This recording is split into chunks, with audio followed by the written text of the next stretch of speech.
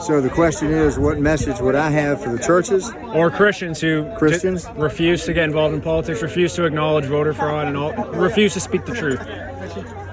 Well, if you're a Christian, you speak the truth if you follow Jesus Christ. And I believe that our system of government came from the Bible. So we want to follow Jesus. We want to follow the word of the Bible. It's all true. And the most important thing I would say to the churches, the ones that are operating out of fear, is where did they get that from? God created us with a spirit of fearlessness. He did not create us with a spirit of fear. And if you've got some governor telling you that you can't have so many people in your church, put as many people in your church as you can, that's unconstitutional. Stand up and fight for God's principles. God's principles are found in the Constitution. The Bill of Rights were given to us by God. And so if you love God and you want people to follow Jesus, share Him, live like He said to live, that means, in kind of real terms, as I would put it, the name of my foundation, fight back. Don't forget, God is a God of wrath. God likes His warriors. Ask King David. That's right. So you fight for God. You fight for truth. You fight for fairness. You fight for your right for free speech. You fight for your right of peaceful assembly. You fight for your right to defend yourself. All you're doing is fighting, and I don't mean physically, but I mean fighting for God's will to be done. So your churches need to find the courage, and the courage is in the Bible. That's right.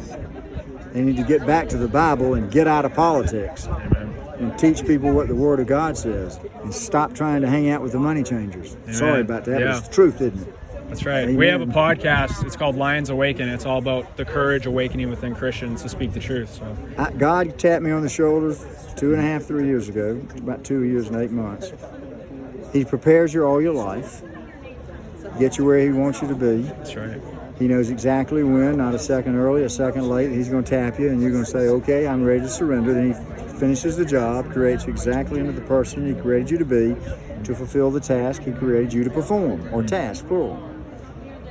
If you've listened to people, there's been a lot of people that have come to God.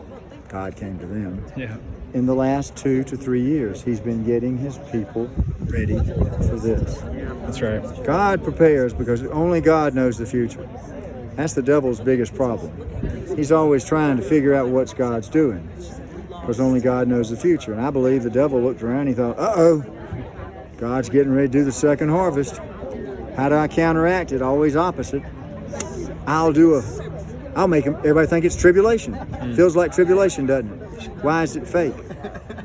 Because the devil can't fake rapture. And you got to have rapture before you have 7 years of tribulation. People sitting there going, this is like tribulation. Can't be tribulation, we didn't have rapture. The devil can't fake that. God's going to look at the devil in His own time. He's going to say, get off my calendar. Didn't I teach you a long time ago? I have all the power, you have none. It ain't time for tribulation. Get off my calendar. We'll have tribulation on my calendar, not yours, devil. God's all powerful. That's right. He controls the devil. He created the devil. That's right. He controls the devil.